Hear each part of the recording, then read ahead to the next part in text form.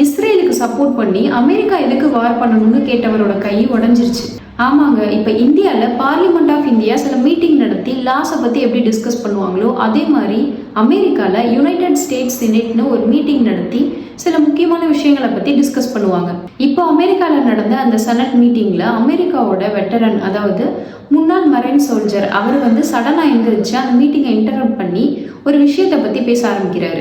அவர் என்ன சொல்கிறாருன்னா, இஸ்ரேலுக்காக அமெரிக்கா ஏன் சப்போர்ட் பண்ணி போர் பண்ணணும், இஸ்ரேலுக்கு சப்போர்ட் பண்ணுறனால ஈரான் வாரில் நம்ம மிலிட்ரி சோல்ஜர்ஸ் தான் சாக போகிறாங்க, இஸ்ரேலுக்காக நாங்கள் ஏன் சாகணும், இஸ்ரேலுக்காக நாங்கள் எதுக்கு சப்போர்ட் பண்ணணும்னு சொல்லி அவர் கத்தியிருக்காரு. அது மட்டும் இல்லாமல் ஈரான் கூட நடந்துட்டு இருக்க இந்த வாரம் உடனடியாக நிப்பாட்டுங்கன்னு சொல்லியிருக்காரு. இப்படி அவர் பேசிட்டு இருக்கும்போது சில போலீஸ் உள்ள அவரை பேச விடாமல் தடுத்து வெளியில் இழுத்துட்டு போக ட்ரை பண்ணியிருக்காங்க.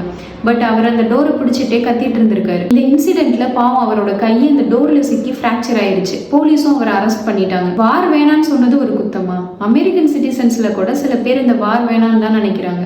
நீங்க ஒருவேளை அமெரிக்கன் சிட்டிசன்ஸ்ல ஒரு ஆளா இருந்திருந்தா இந்த வார் ஸ்டாப் பண்ண சப்போர்ட் பண்ணுவீங்களா இல்ல கண்டினியூ பண்ண சப்போர்ட் பண்ணுவீங்களா? ஸ்டாப்பா கண்டினியூவா? ரெண்டுல எதை சூஸ் பண்ணுவீங்கன்றத கமெண்ட்ல சொல்லிட்டு போங்க.